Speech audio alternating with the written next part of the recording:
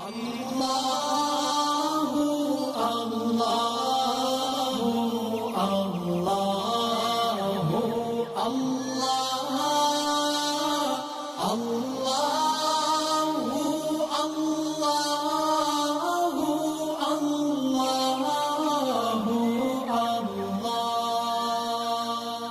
أعوذ بالله من الشيطان الرجيم بسم الله الرحمن الرحيم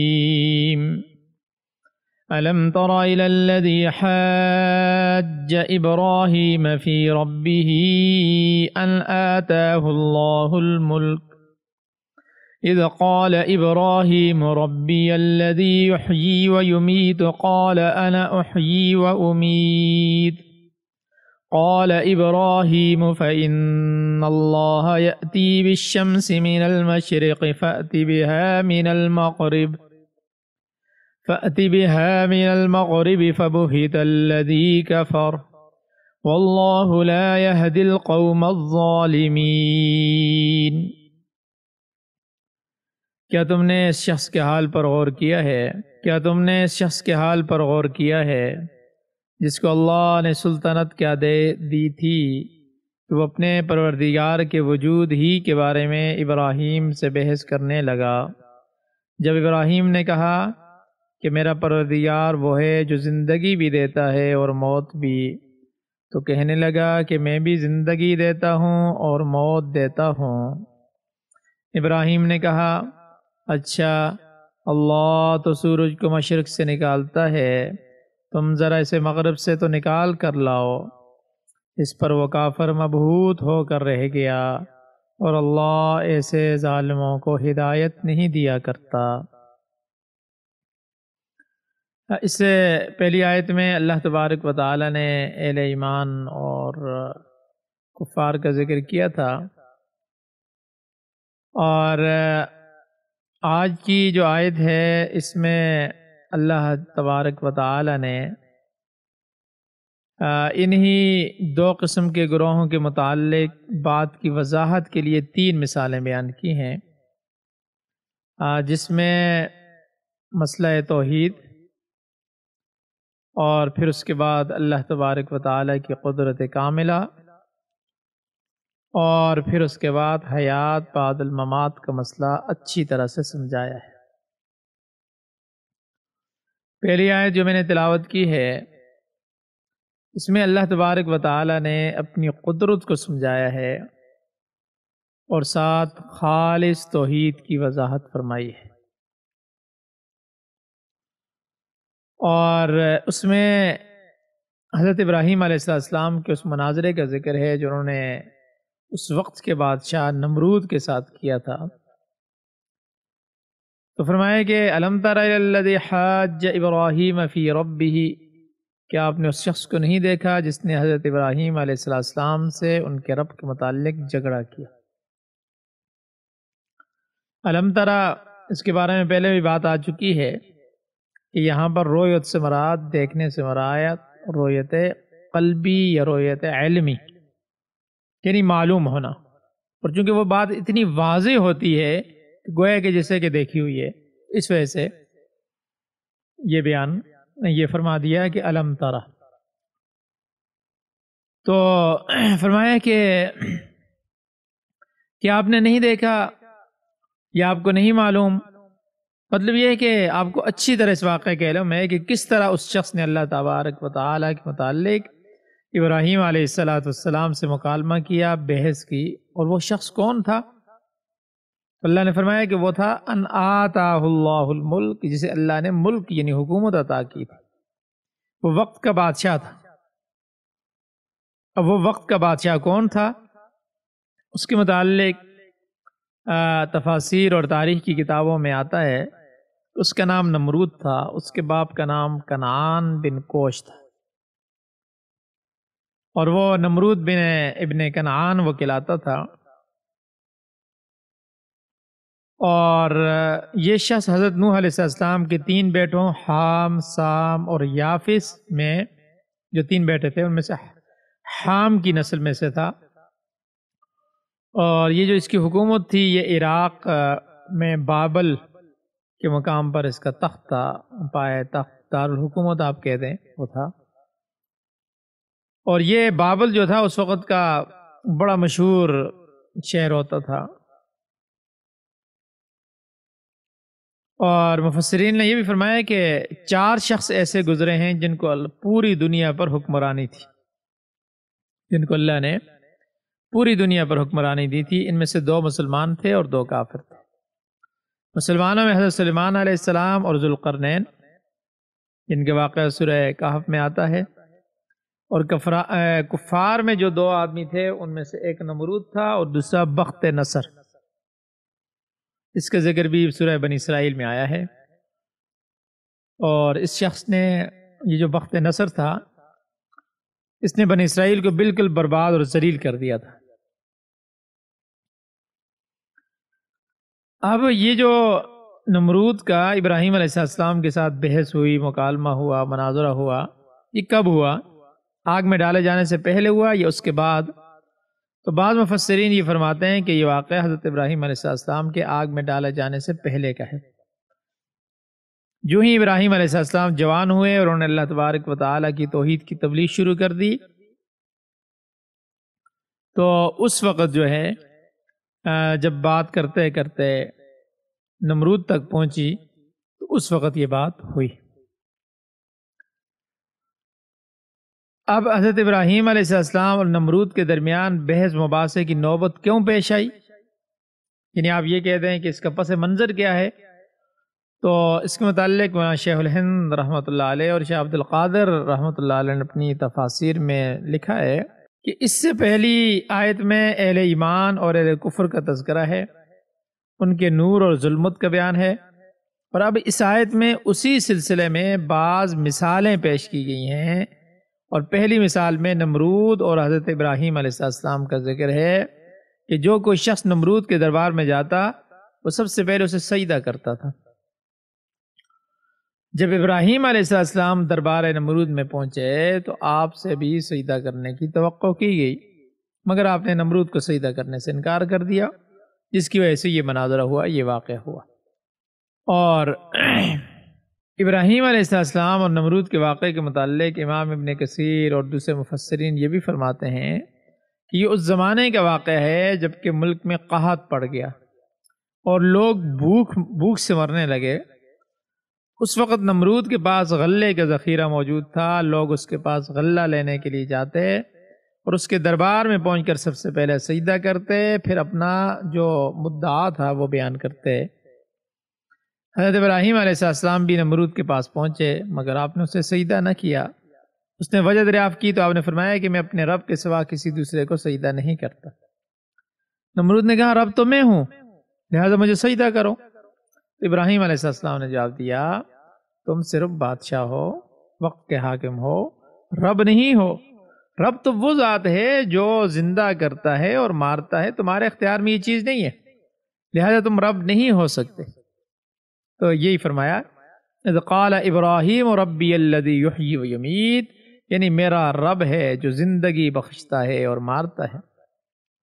تو نمرود فوراً کہنے لگا کہ یہ تو میں بھی کر سکتا ہوں، انا احیی و امیت، میں بھی زندہ کرتا ہوں اور مارتا ہوں۔ چنانچہ اس نے، جاہل آدمی تھا، عقل تو تھی نہیں، کیا کیا اس نے کہ اپنی اس بات کو سچا کرنے کے لیے 2 قیدی منگوائے، جیل میں جو قید تھے، جو بے گناہ تھا اس کو قتل کروا دیا، پھانسی پہ چڑھوا دیا، اور جو مجرم تھا اسے آزاد کر دیا۔ وہ کہنے لگے دیکھو میں نے جس کو چاہ زندگی دے دی، جسے چاہ موت کے حوالے کر دیا۔ تو ابراہیم علیہ السلام سمجھئے، انہوں نے محسوس کیا کہ یہ شخص عقل سے کورا ہے، اس کے دماغ میں عقل نہیں ہے، کہ موت و زندگی کے مفہوم کو نہیں سمجھ سکا، یہ گناہگار کو چھوڑ دینے اور بے گناہ کو قتل کر دینے کو زندگی اور موت سمجھ رہا ہے، حالانکہ زندگی کا مالک تو وہ ہے جو بے جان چیز میں جان ڈال دے اور جاندار کی جان اپنے اختیار سے قبض کر لے، اور یہ صرف اور صرف اللہ تبارک و تعالیٰ کے اختیار میں ہے۔ ابراہیم علیہ السلام نے نمرود کو بیوقوف سمجھتے ہوئے پھر اس معاملے میں زیادہ بحث نہیں کی، بلکہ کیا فرمایا، دوسری دلیل دے دی، کیونکہ سمجھ گیا ابراہیم علیہ السلام سمجھ گئے کہ یہ بیوقوف، اس وجہ سے بیوقوف سے زیادہ بحث نہیں کرنی چاہیے. جب دیکھیں کہ بیوقوف نہیں سمجھ رہا تو کوئی دوسری بات کر لیں، اس کو اس کے حال پر چھوڑ دیں.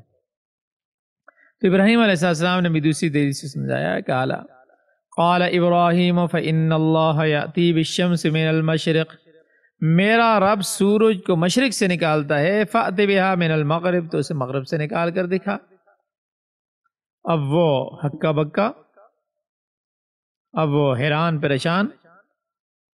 ابراہیم علیہ السلام نے ایسا سوال کیا کہ جس کے اس کے پاس کوئی جواب نہ تھا. نتیجہ کیا ہوا؟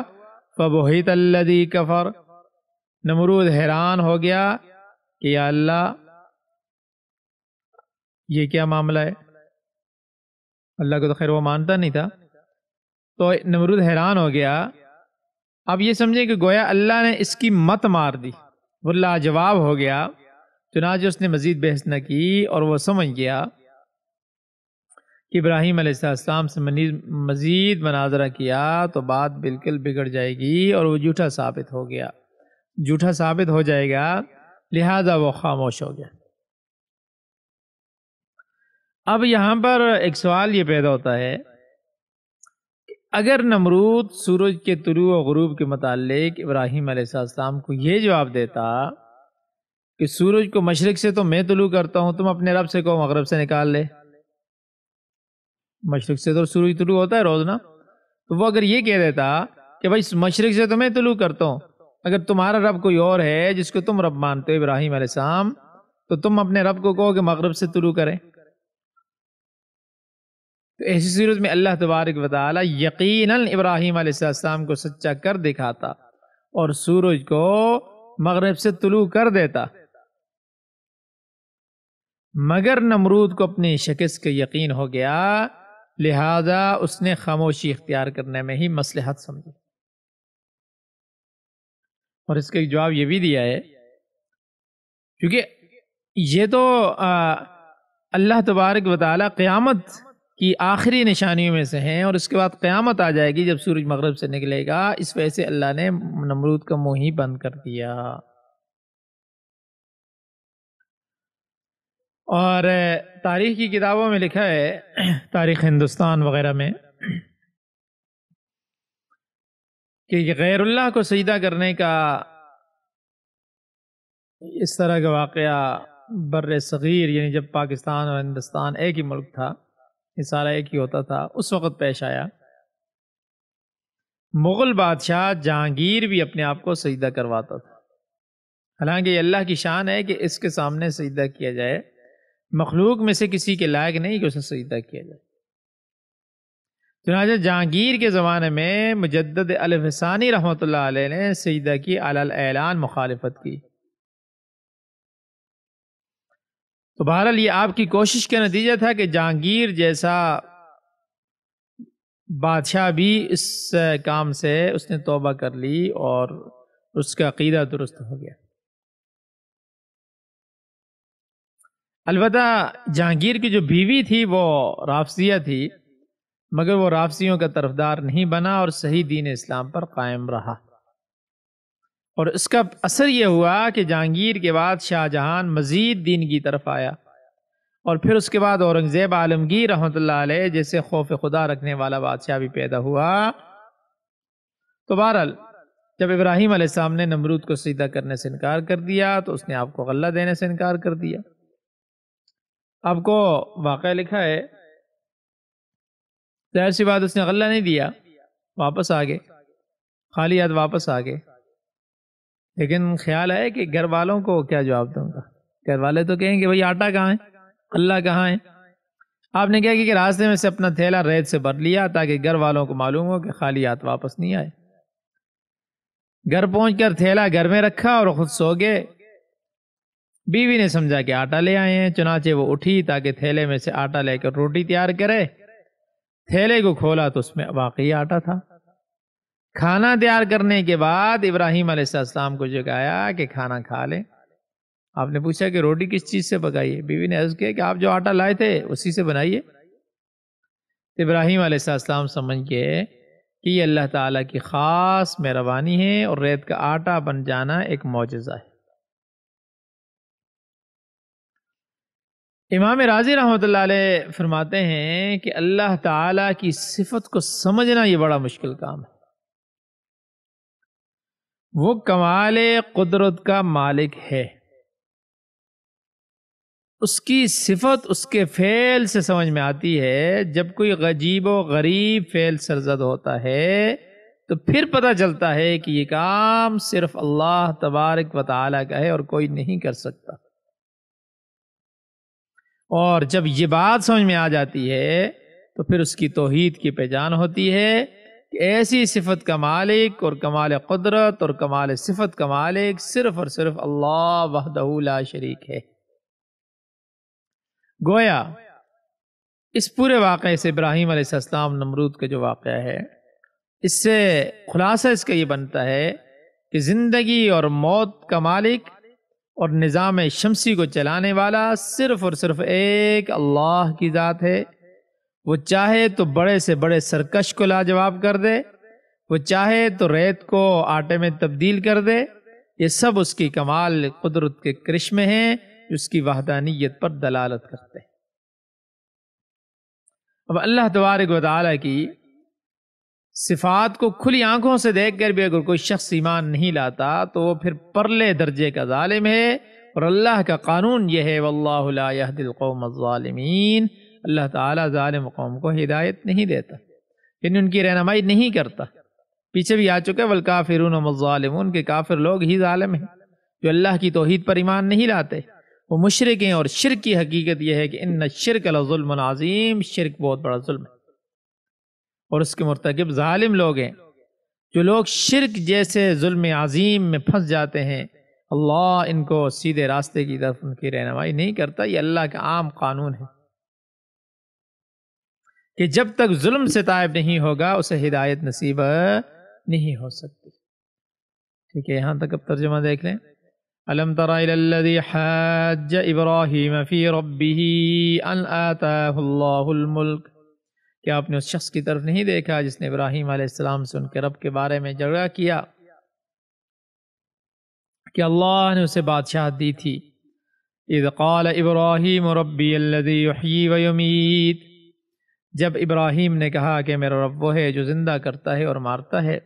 قال انا احیی و امیت، اس نے کہا یہ میں زندہ کرتا ہوں اور مارتا ہوں۔ قال ابراہیم فإن اللہ یأتی بالشمس من المشرق فأت بها من المغرب، ابراہیم نے کہا بے شک اللہ سورج کو مشرق سے نکالتا ہے، پس تو اسے لے آ مغرب سے۔ فبہت الذی کفر، تو وہ کافر حیران رہ گیا۔ واللہ لا یہدی القوم الظالمین، اور اللہ نا انصاف لوگوں کو ہدایت نہیں دیتا۔ صدق اللہ العظیم۔